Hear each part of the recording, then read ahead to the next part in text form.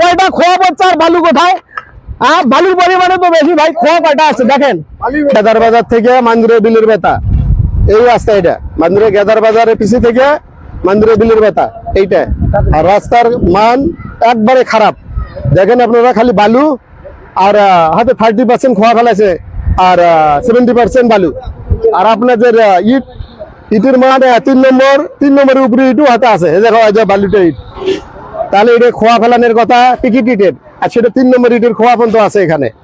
আর 50-50 ফেলানোর কথা খোয়া আর বালু, সেটা 50-50 নেই, সেটা 70% 30% আছে বালু। অনিমের সাথে আছে এখানকার কন্ট্রাক্টর, এখানকার এলজিডি অফিসার আছে, তাই বলতেছে 50-50 আছে, এটা 50 নাই, এটা 70% 30% খোয়া, 70% এলে বালু। এলজিডি অফিসার এটা স্বয়ং আর সাথে আছে।